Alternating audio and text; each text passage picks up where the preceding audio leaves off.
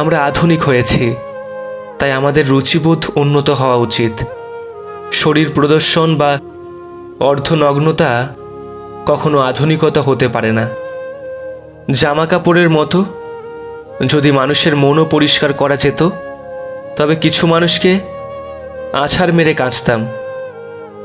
শিক্ষক শুধু তারা নয় যারা আমাদের ক্লাসে পড়ান। শিক্ষক হলেন সেই সমস্ত ব্যক্তি যাদের কাছে আমরা প্রতিনিয়ত কিছু না কিছু শিখে চলেছি। জীবনে উন্নতি করতে এসব মানুষের সঙ্গে বন্ধুত্ব করতে হয়, বলেছেন চাণক্য। চাণক্য নীতি অনুসারে যদি কোনো ব্যক্তি মানুষের সামনে স্পষ্টভাবে তার মতামত প্রকাশ করে, তবে সে কখনোই কাউকে ধোঁকা দিতে পারে না। এমন ব্যক্তিকে অন্তরে পবিত্র বলে মনে করা হয়। এই লোকেদের সঙ্গে বন্ধুত্ব করা উচিত। যে ব্যক্তি কখনোই কোনো প্রকার লোভ পোষণ করে না, তাকে অন্ধভাবে বিশ্বাস করা যায়।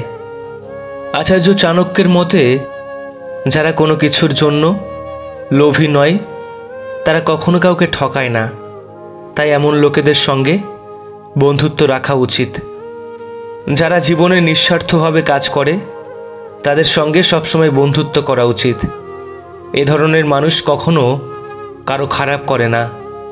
যদি একজন ব্যক্তি অন্যরা কি বলে তা নিয়ে কম উদ্বিগ্ন হয়, তবে এই ধরনের ব্যক্তিদের খুব পরিষ্কার হৃদয় বলে মনে করা হয়।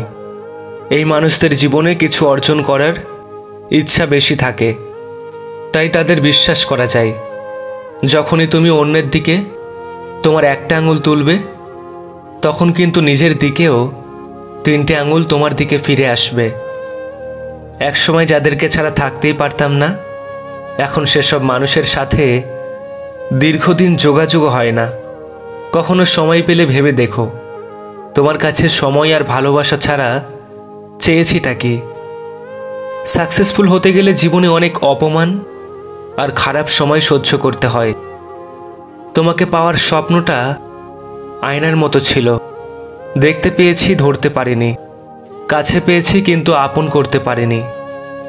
আমি ভাগ্যবান যে আমার চোখে এমন স্বপ্ন তো আছে, যা সমাজের চোখে অবাস্তবিক ও কল্পনাতীত। যেখানে পাপ বোধ নেই, সেখানে মনুষ্যত্ব ঘুমিয়ে আছে। পাপও ভয় পায় সেই মানুষ নামের অমানুষকে। গল্প দিয়ে মেটাতে হয় বাস্তবতার দাম। লেখক হয়ে পাল্টায় তাই চরিত্রের নাম।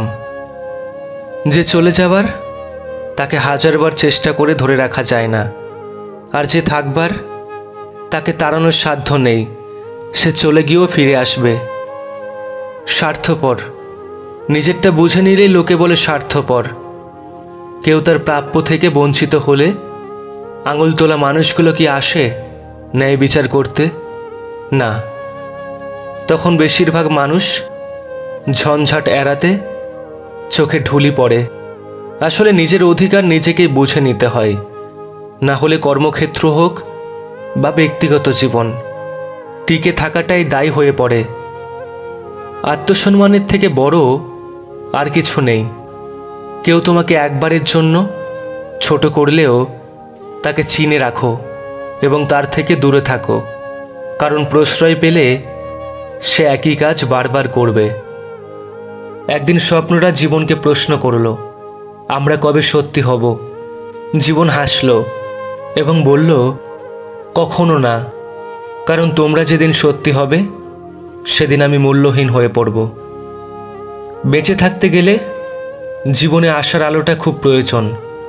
আনন্দ, খুশি আমাদের শক্তি দেয় পথ চলতে। একটা অন্ধকার রাস্তায় তুমি যত না ভালো চলতে পারবে, সামনে আলো দেখা গেলে তুমি সেই রাস্তায় বেশি ভালো চলতে পারবে।